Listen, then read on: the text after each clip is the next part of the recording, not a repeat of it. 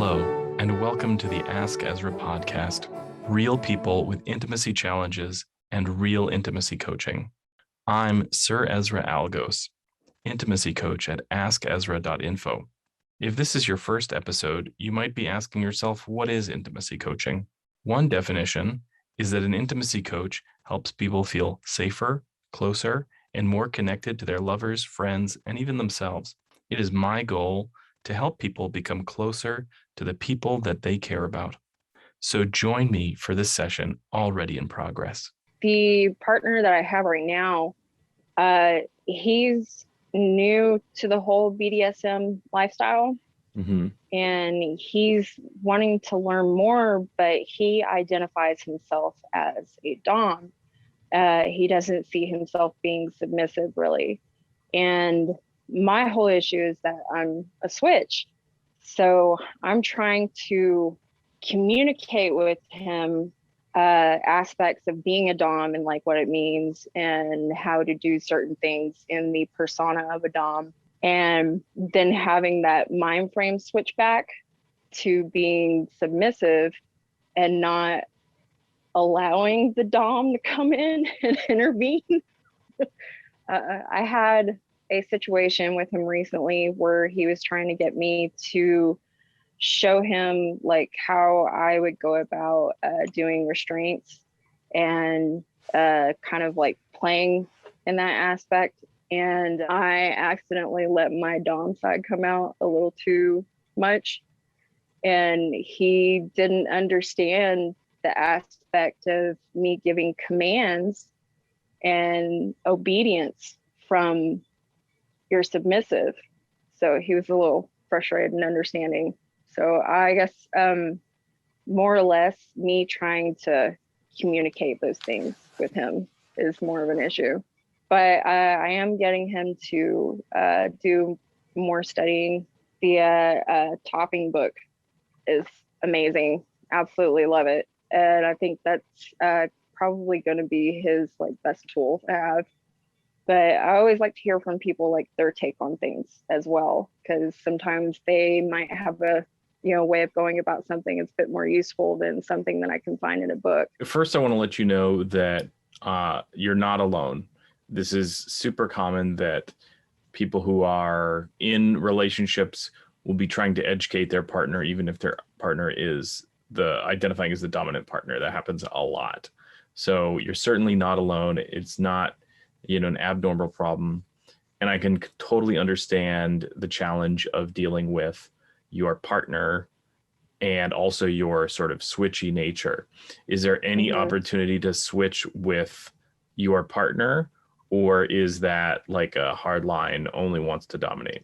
The more we discuss it, the more he's becoming more understanding of the aspect of it's a role play aspect that we're educating each other in. And it's not him actually submitting or relinquishing that dominance. And he's becoming more understanding of it. And I think that he's open to the idea of just like that role play aspect of like, being the submissive just to learn. We've known each other for about, I want to say 13, 14 years. The relationship status between us is we're coming up on a year here pretty quick.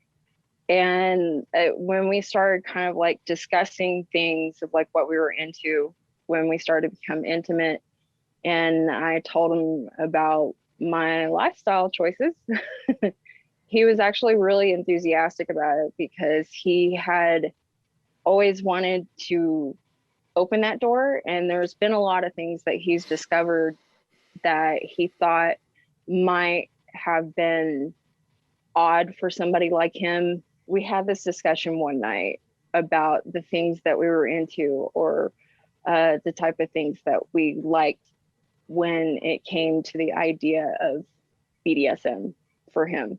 And he was really embarrassed discussing the aspect of how he liked being slapped in the face. And he thought that was really odd and stuff. And I was like, no, that's impact play. That's actually a really common thing for men.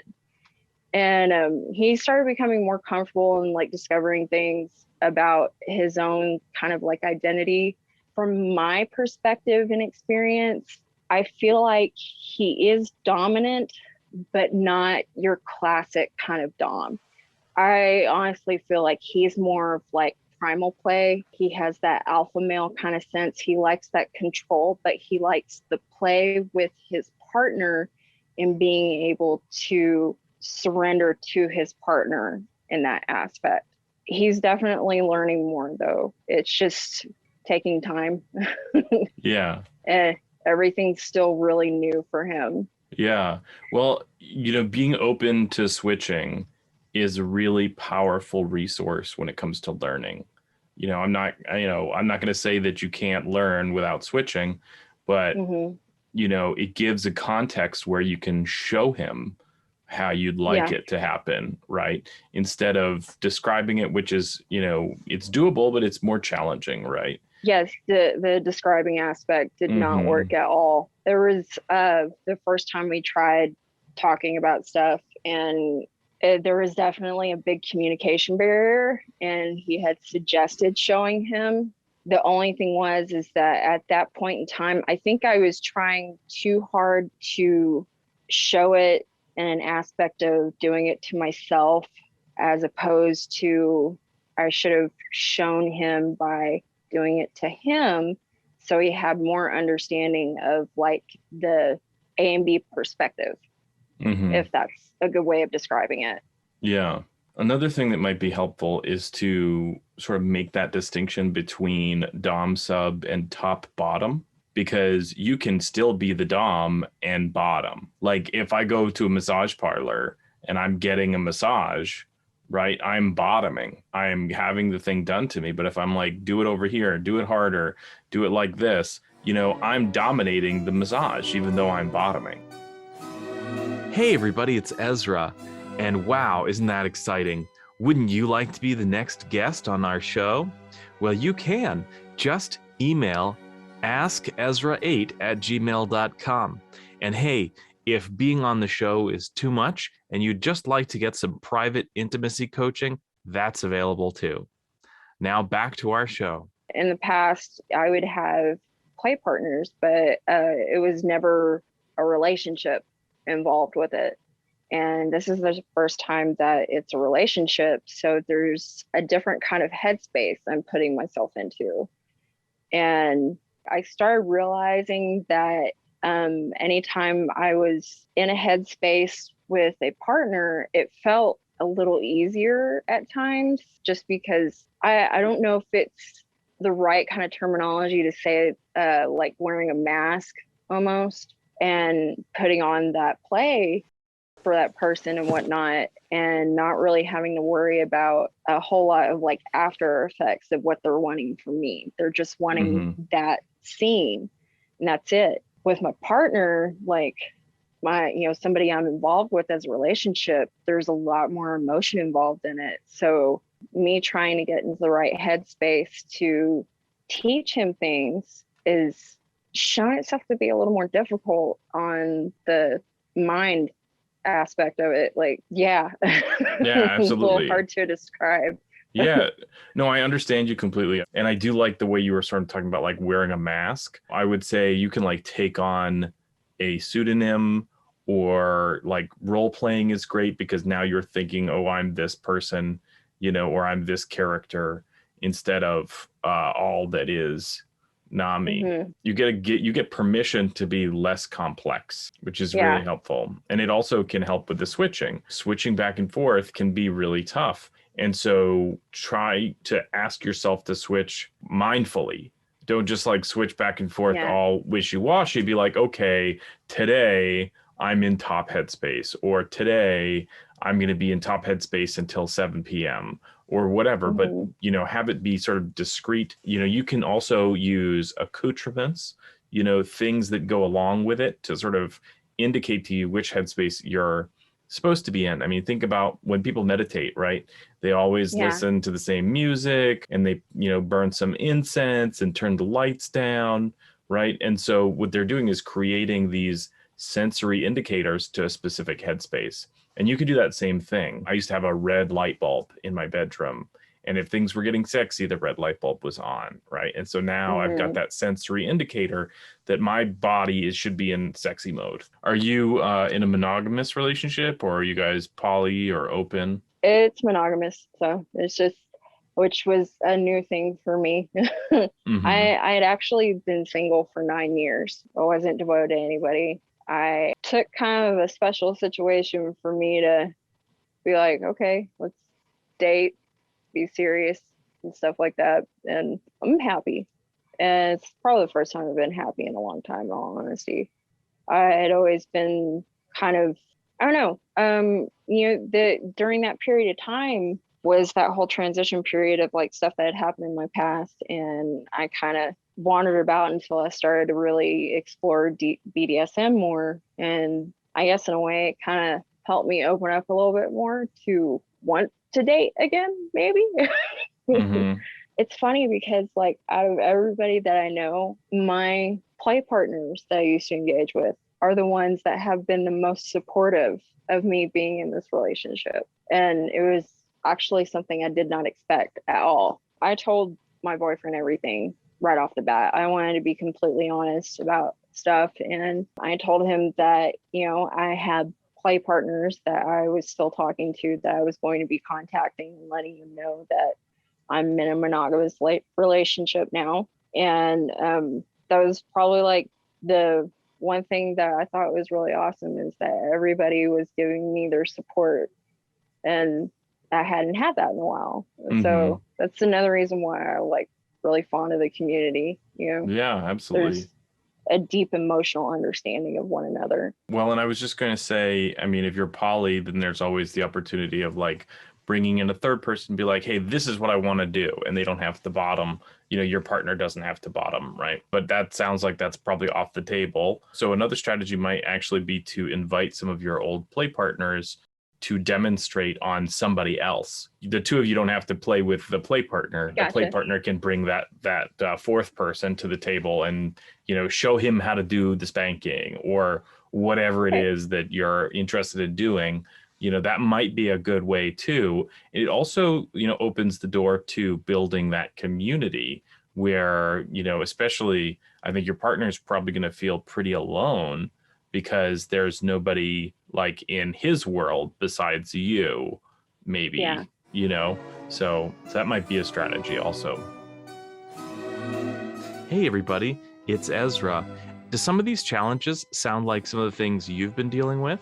Maybe your challenges are very different, but you just love to have somebody to work on them with. Well, you're not alone on your journey. I'm here to help.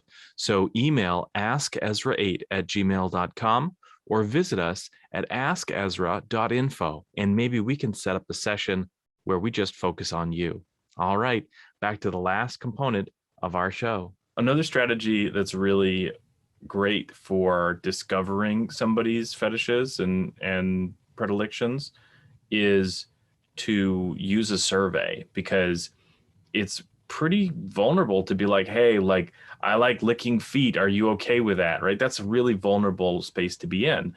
But if it's a checkbox on a list, it's not so scary, right? And there's a like 590 item list that's available online, a checklist. It's the new Idaho BDSM checklist. You might have seen it on social media. I started doing it online, but I've actually done that one. There you go. Yeah. So, let him do it and be tactful in the way that you bring things up, because he is in a really vulnerable state, revealing all those things. The other way to do it to sort of protect his vulnerability is be like, hey, was there anything that was a surprise for you? Or maybe you can share your fives, which are like fetish needs. Maybe you could share those with me, or maybe we can look at those things that are 0, which are like absolute hard limits. So you don't have to like dissect 590 item responses all at once. You can be like, hey, where are your limits? Where are your, where are the things you're really into? What are the things you're curious about? So there's different ways to kind of digest that information bit by bit. When we first started discussing things about BDSM, he was under the notion that BDSM was strictly about inducing pain to somebody. And I was like, no. It's way, way, way more in depth than just causing pain or experiencing pain or anything like that. His perception of it is the same kind of perception that a lot of people have in the town that I live. Being in West Texas is like the buckle of the Bible Belt. You do hear a lot of like people being involved with multiple partners or swingers and stuff like that. But as for BDSM, it's all any kind of community like that is 6 hours away. There are like adult toy stores here that sell stuff that you can, invest in, but it's all entry grade stuff that's either going to break, not work the way it's intended. Yeah. So at first he thought that this was how things went for BDSM, and I had to kind of broaden his perspective of it a bit. I wish there was more of a community here when it came to stuff like that, but when you usually do hear about it, it's people that aren't very educated well, and you hear a lot of stories of people getting hurt. That's the last thing that he wants to do, period. So that's another reason when you contacted me, I was just like, yeah, absolutely. I'd love to hear y'all's perspective on it. Yeah. And it's, West Texas, what are you going to do? Yeah. Well, a lot of people, geography can be really challenging for a lot of people. It's bad in some places and it's even worse in other places, so I don't want to say like it could be worse, but it certainly could. Maybe you do go to Houston for like a long weekend someday and, time it for some events so that they can see that there are actual events happening. If you're in West Texas, then, maybe even Louisiana or, go the other direction, because there's definitely stuff that happens, just not where you're at, unfortunately. And there's virtual community too. I don't think anybody's happy COVID happened except for maybe the pharma companies. But yeah. But the silver lining is that the virtual stuff has really emerged. I mean, there's the Portland Munch, I think, is every Wednesday, and it's it's virtual. I've heard about that one. Yeah, you can just tune in, and it's so validating to feel, to hear that there are other people. And I think the biggest boner killer is shame. The biggest barrier to having these successful experiences is shame, and we feel shamed when we feel alone. So for example, for your partner to find out that there are DOMs that switch and they're manly men, that could be really liberating. That could be really, really help reduce some shame he might be feeling. Thanks for watching the Ask Ezra podcast. If you enjoyed this episode, share it with your friends on social media.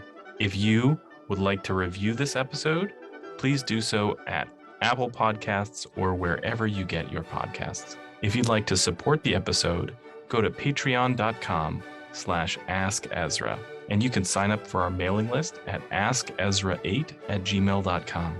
Lastly, if you'd like to find out if intimacy coaching is right for you, visit AskEzra.info. Thanks for watching, and don't forget to tune in next time.